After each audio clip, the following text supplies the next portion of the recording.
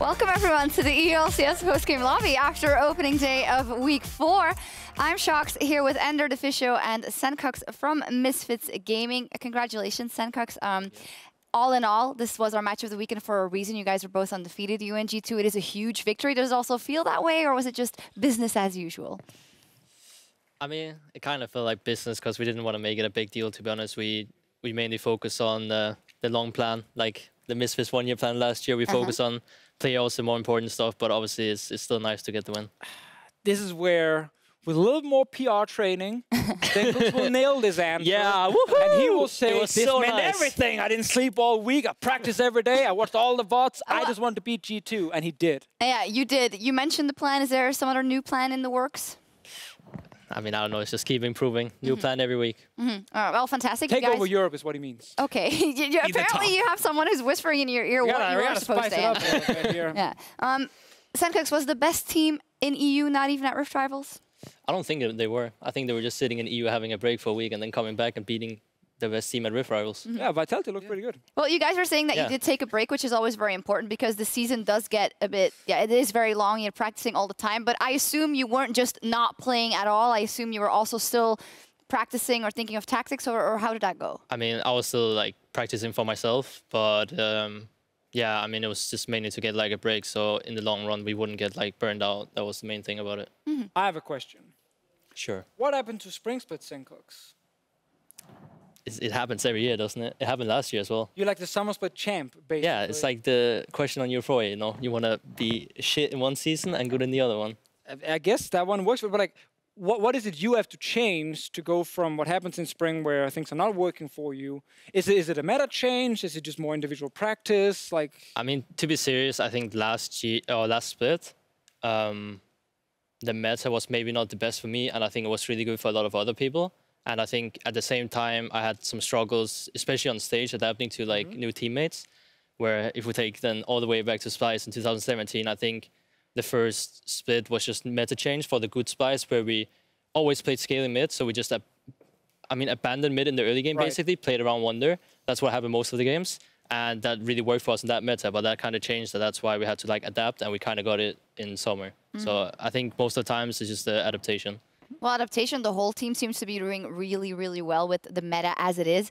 Roaming supports and supports that take the initiative, that is straight up mikyx is playstyle, right? And this time at Roccat, on Roccat, he was really, really good. He even made the game-winning engage, I would say, at the end with the flank ender. Overall, the coordination of Misfits just looks very, very impressive. It looks really good, and I think that in this game specifically, it was mikyx on that Roccat finding all those engagements, but over the course of the split, it really has been a team-wide effort where you have players in literally every single role stepping up, and no team has looked like they've even come close to beating it outside of G2, and even then they couldn't do it. And I want to be careful with that because I do think G2 played a pretty good game, but their composition was very hard to execute. And sometimes you want to say a bit of a cocky draft if you're up versus a very good opponent, but in this case, when it's so hard to engage, maybe I have a couple of question marks with the draft from G2. I don't know what you guys think about that.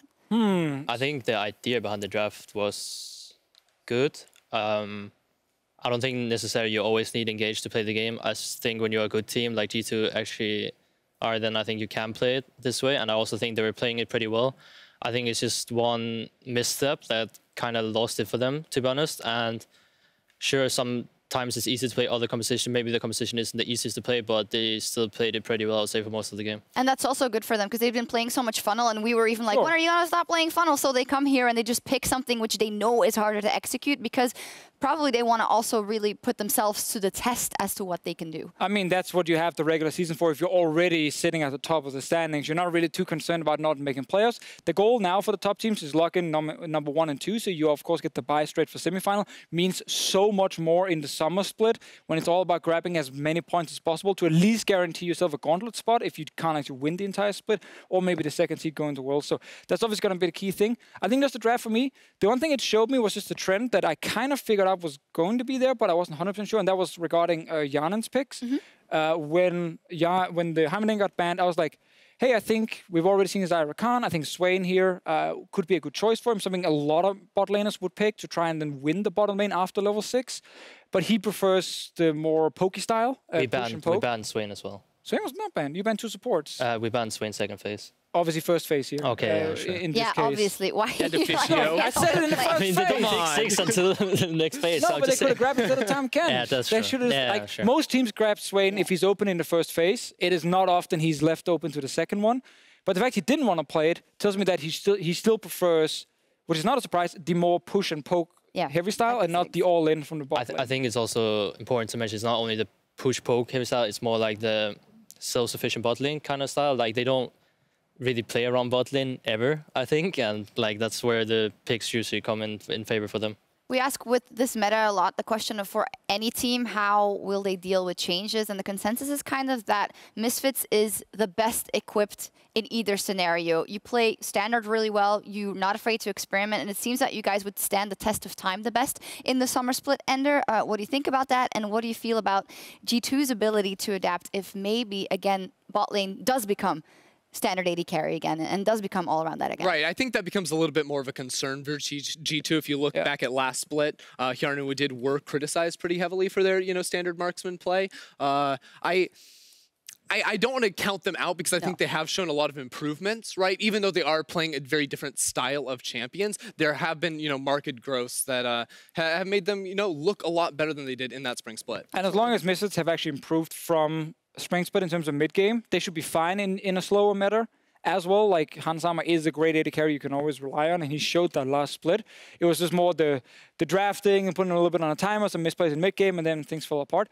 The biggest problem though for G2 and Misfits, if the meta went back to summer split, is the fact that Reckless is back on Fnatic then. And you actually have a much better Fnatic. Because I think we're seeing this Fnatic team is the one who's actually been hurt the most by the meta changes because they lost the 2-time MVP player because of it, or at least according to them, they can't play him right now. If he returns, you get a much better Fnatic against a much better Misfits, and that's going to be a battle that could be absolutely insane. Right now, I think Misfits beats Fnatic every time. But even last split, we 2-0'd. You did 2-0 them. Wait. Not even in early. It was late game. Both games. I didn't say you would lose to Fnatic. I said it would be a lot better. Yeah, but I think, like, to your point with like who it hurt the most, I think Splyce kind of like got really hurt as well because I think they played really well around Cobber and they needed all these Arden supports to win, but it doesn't really function for them right now. Today was better, and at Rift Rivals against Team Liquid at least, that's all they needed, baby. It shows some improvement. Maybe it's the uprising of Splyce now. It is. Maybe it is. Time will have to tell how the meta changes because we don't exactly know what is up on stake and how the teams adapt to it. I would like to move on to one of my favorite parts of the day, which is Sjokz statements. You tell me if you agree or not, or what you think, or what you want to talk about. The first up is nobody but G2, Misfits, and Fnatic are going to Worlds this year. That's a fair statement, Sjokz. I mean, okay, let's pack it up. Next one. I think that's a fair statement. There is room. I think G2 and Misfits for me right now are pretty locked in at the top. Well, let me paint the picture. Misfits has 0 championship points. Misfits didn't even make it to playoffs. Splyce has points. Vitality has a lot of points because they played that 3rd place match. So we do have to count into this that Misfits is starting from 0, really, right? But we did that. Well, I did that, and Miggy did that in 2016. That is true on Splyce. But here's the thing: like, it might not even be Splyce or Misfits or something actually. Sorry, not Splyce. Misfits or Fnatic or something deciding this, because if Splyce gets top 4, like if they go to semifinal, even if they got 3-0 crushed with the points already from spring, that might be enough to give them that 2nd seed. And then one of these 3 teams will not make it, even though they might be the better ones. And playing the gauntlet versus each other. But here, if Misfits win the split, then G2, assuming they would be 2nd place, would then have the highest points. And it's the same for Fnatic. And the same for Fnatic, obviously, because developers. I think this is their, if you were going to put money on anything, those are the 3 teams right now. But the thing is, so many things can still change. And it's really early. There are so many weeks to go. We don't know what the meta is going to be like. And we don't know if a team is going to slow down. Vitality was 7-0 last split, like Misfits right now. And then Vitality lost 5 games in a row. So I don't think it's guaranteed. I actually think we're going to have an absolutely insane playoffs, especially if Splyce are actually getting better now. So we have like 5, maybe 6 good teams going into it. And then in the best of 5, I don't know. I think we have playoffs and then the regional qualifier after, which is always the I mean, not to discredit anything else, but it's always so hype because you have all these teams that are so close together and play best of fives. Some of them have to play 3 best of fives in a row to make it against the top team, so I can't wait for that. So there is no possibility for an insane upset. First up, Vitality is going to be really angry with this consensus because they could get pretty close. I mean, we just said it's not guaranteed. Yeah. It's the safest statement. Instantly jumped on it. Come on. It's It's the safest statement you can make the regular at season the now. Go moment. to playoffs. All right. That's what I said. Well, we touched on Reckless before, and the next statement is we won't see Reckless anymore this season for Fnatic. This is hypothetical, obviously. I think we will. If the changes I've seen from him playing solo queue is actually quite good, not even only on marksman, but actually also on these mages. I think we could see him, but obviously Bibo has already more practice in bots, so I mean, it's obviously really hard to say, but I think if Reckless learns the mages and they kind of try to adapt to AD carries as well, they have like more adaptation in the draft in general. But do they put him in if the meta stays the same, even if he becomes really good on, or in his practice or in a solo queue on mages and on the other champions that are going now? Or do you keep in the guys that have literally played it for their whole league careers because they're top laners, so they've played just about anything? What do you do? A lot of that is going to come down to how Whip and Souls are performing. Like today was not that good. Fnatic will not be happy about today, that's for sure. They've had a lot of good games before, and so I don't think people should overreact and instantly call for them to get benched. But I think Reckless eventually will be good enough to play some of the mages. I just predict that the meta, over the next couple of patches, I think there will keep coming small buffs to AD carries. I definitely think we're going to see crit AD carries at some point. At least some of them be viable. Maybe they won't be the greatest of all time, but their items are sleeper OP now. So. Some of them will get there eventually. Also, like, we've seen marksman still can be played. I think Reckless very well could come back into the roster, play marksman, and be super successful. I just, like, there's not a willingness there, it doesn't feel It just brings more adaptation because I don't see people playing ADs right now. So if he learns mages, it's just more adaptation in the draft, more they can do. Yeah. So you don't give away instantly, oh, we're going to pick an AD carry because Reckless is in the lineup. Yeah. They need that flexibility. I think, though, if Fnatic are going to win the EU LCS, they need Reckless back. Would you say that the best to their abilities performance of Bwipo and Soaz, where is that compared to Fnatic with Reckless at the best of his abilities? Depending on the meta. No, yeah, depending on the meta. Let's say in a meta where it's all viable. Reckless has to play. I think if he knows how to play it, I think it's better for them. Yeah, I don't see people playing as well AD carries as Reckless. It's a scenario in which it's just as viable, right? Yeah, everything is viable. I know, but it brings just more adaptation, I think, and I think.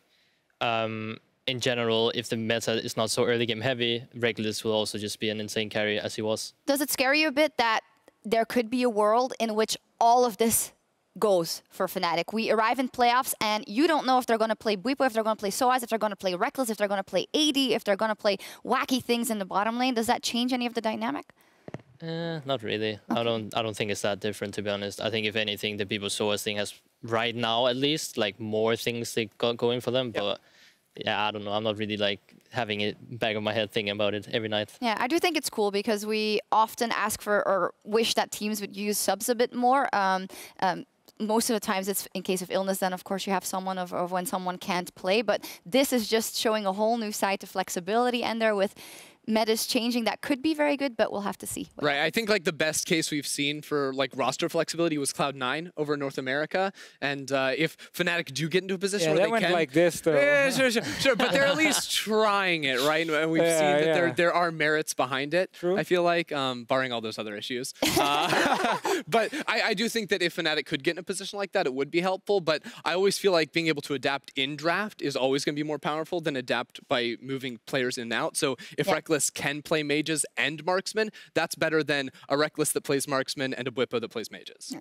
In any case, he will play. He's probably going to play. Definitely going to play. Last one is Splyce is the third best team in Europe. If you didn't see it, Splyce beat Fnatic earlier in the day. So, guys. I think it's a bit too early. Safe one is to say no. However, based on 2 games they've played, They look pretty damn good. Based on the rest, no. So that Team Liquid game and this I mean, game. they stomped the best North American team, and they stomped what is considered currently the third best European team completely. It's only 2 games, which is why we can't call them the third best team, but they're definitely on the right track. That's it. The opponents they played in the beginning, they just weren't good enough. They had to face the top of North America and the top of EU top 3 to win. Yeah, they were preparing 5 weeks for this game today against Fnatic. So They play Vitality tomorrow. That is what I'm also getting at, because Vitality will be like, why? We're the third best Oh, I team. mean, if Vitality anything. are very confident they will beat Splyce. Yeah. Of course, as they always are. And now, if Splyce gets a 2-0 week after returning from Rift Rivals with jet lag and everything, they will be on a 3-game winning streak, which could be very impressive games. Vitality play Misfits. Yeah, I was about to say. I Did was. you not hear that Max Lord quote? Oh, yeah, that's true. Well, whoever Splyce plays, they're coming for them, man. The momentum is rising. That is rising. Yeah, long we day. will see with Splyce looking good. Now, I do want to continue. Now that we've kind of agreed on who deserves to be in the top spot, which is the teams that are already there. Let's talk about who could break their way into the playoffs, because we're pretty convinced that Misfits, Fnatic, G2, and Vitality are going to be in playoffs no matter what. Sencux, do you agree with that at least?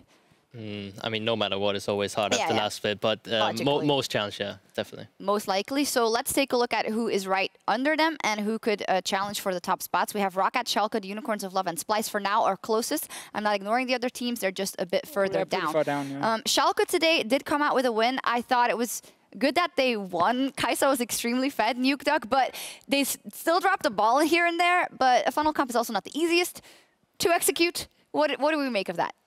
I'm not sold on Splyce making the playoffs right now. I think my vote would be... It was Sjokz. I was talking about Sjokz. Sjokz, right. You I think a Splyce plus Roccat would be my picks to go into playoffs. Yeah, that would be mine. Now, we also looked at the players that could be instrumental to a run in playoffs. We killed Visichachi already. This morning we had Visichachi as the guy, but after the Duck's performance and the year of the Duck being reinstated, we had to go to him. And while I agree with you, the funnel comps are not always easy. When you're 3-0 on Kai'Sa, it's supposed to be easy. So that obviously was an issue. He said it himself in the interview, but I like the fact they were like, listen, we don't care about the bot lane anymore. We don't need our jungler to make plays. We just need one of the soul laners, in this case Nuke Duck, who has been the best performing member on the team to carry it, and he did. So I still believe in Sjokz.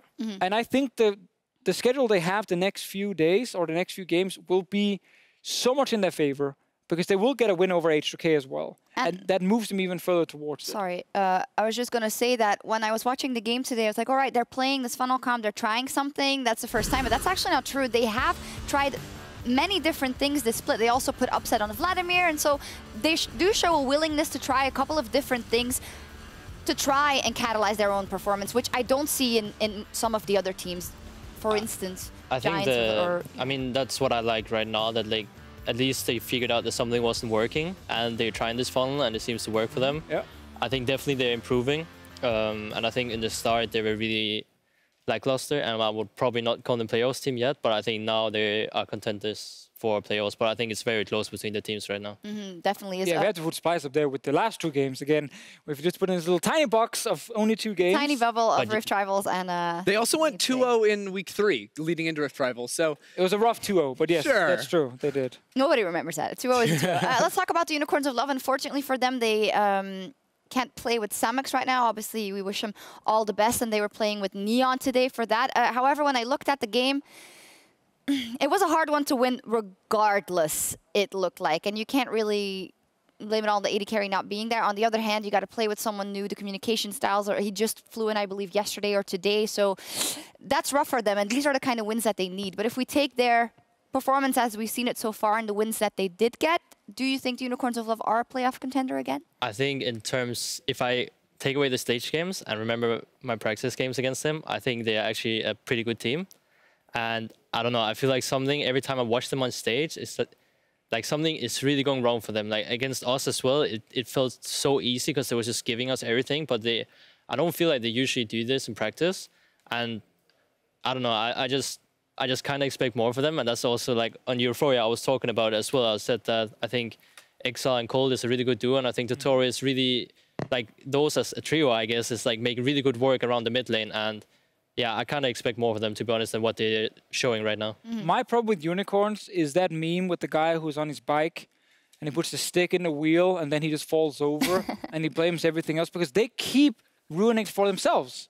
Today, they draft a funnel comp.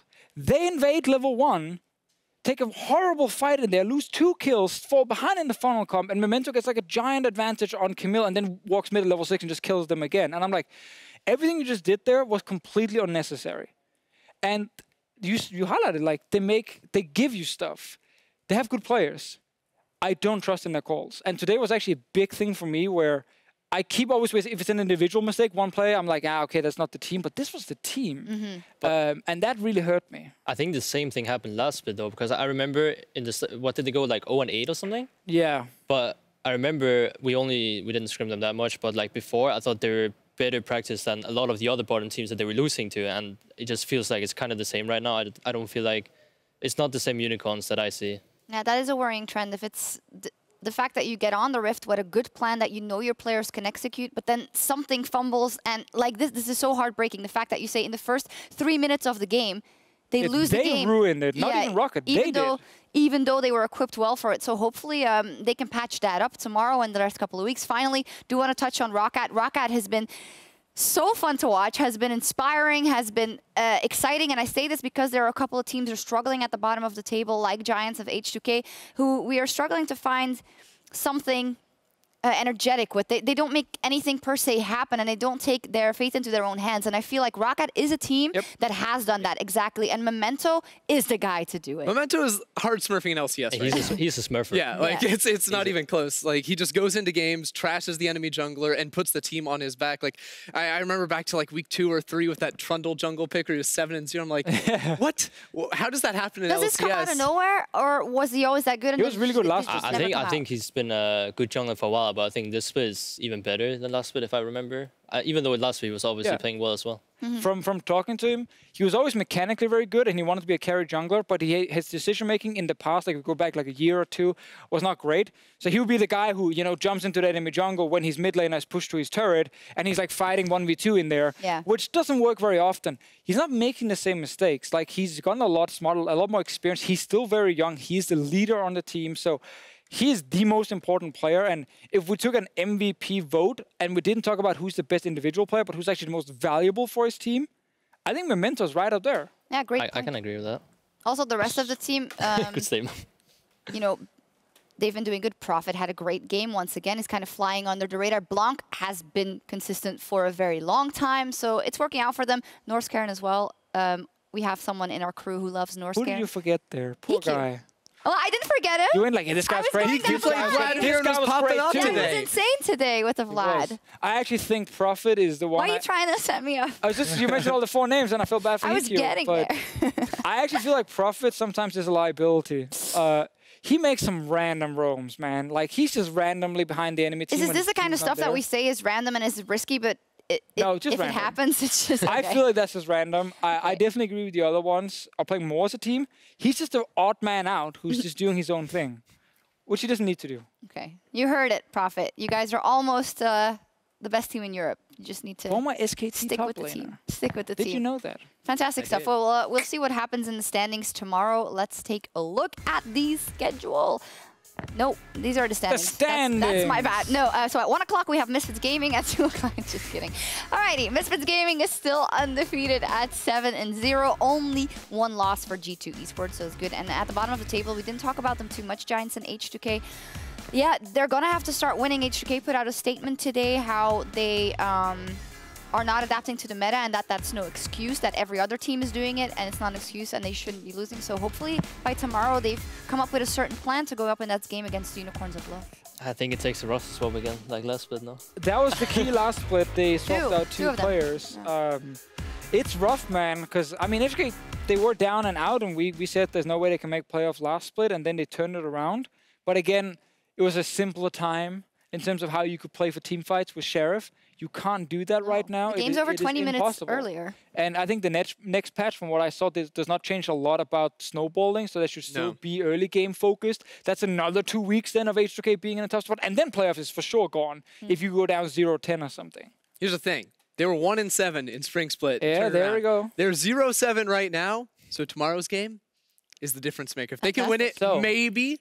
If they lose, no. Question taken from Euphoria. Would you rather start 7-0 but then go on a slump? Or would you rather start 0-7 and then start being a really good team and potentially getting back all the way through? 0-7 every time. Really? Everything, even though you will still make playoffs as a 0-7 team. Well, do you make playoffs? Wait, you're saying you will make playoffs as a 0-7, right? I'm just saying you become a great team all of a sudden. I'm not guaranteeing anything. I mean, if this 7-0 team becomes bad, then I'd rather be the 0-7, go into playoffs and have a better showing at playoffs. If you feel like you can make playoffs, I don't agree. You only need like 1 or 2 wins by the time. Yeah, I'll take the 7-0. I also like last split we had that play out. Vitality was 7-1, right? And they still made playoffs. I mean, yeah.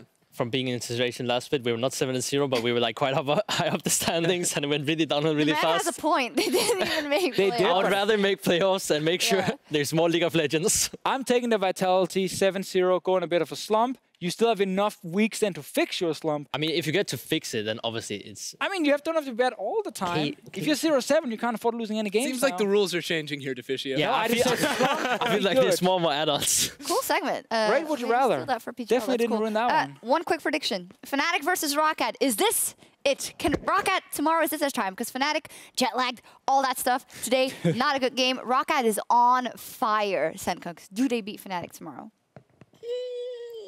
Probably not. No. What do you put in? 40, 60? If we take jet lag into account, we can give it a 40-60. But Memento, I mean, Memento has to smurf. And he usually smurfs, but he has to hard smurf. If we take jet lag into account, we have to... I'm just going to burn someone up in Atlas. I'm picking Fnatic. I don't feel that great about it. Like I'm not. I mean, then don't do it. Take no, I'm not saying I feel great about Roccat either. Picking them. You just don't feel good either way. I'm scared. Like I feel like so. Why are you scared? Are you biased towards Fnatic? Because it's because I need to win the prediction game. Oh. And I almost had 5 out of 5 today, but then Splyce ruined everything. Unicorns. Next one is really difficult as well with how Splyce are playing now.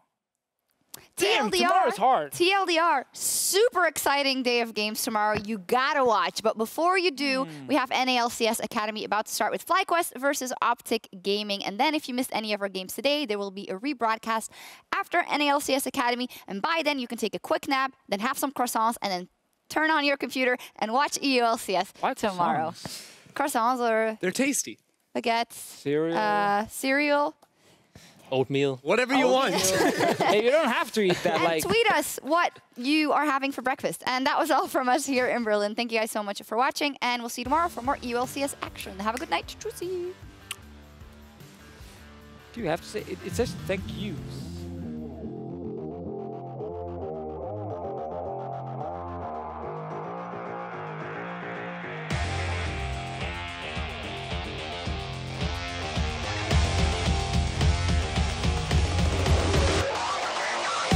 Shark find himself 3-manned under tower. Let's see if they can take him out. Oh, good bop in the barrel. Is going to knock Promiscu back in, but he swallows up Sjokz for just a second. Shark still takes one down with them. Are you kidding me? That is going to be it. 26.5 minutes. They were bleeding. They were bruised. Now it's up to Nukeduck to get another win on the board here. Now, and we have seen some questionable performances out of him.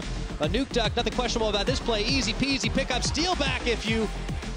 And it looks like Nukeduck is trying to nuke them all down, staying alive. Okay. But Giants finding the fight and steal back. Can't quite get the shutdown, but he does before falling for the triple kill. And who knows, maybe after this game, it really is the year of the Duck.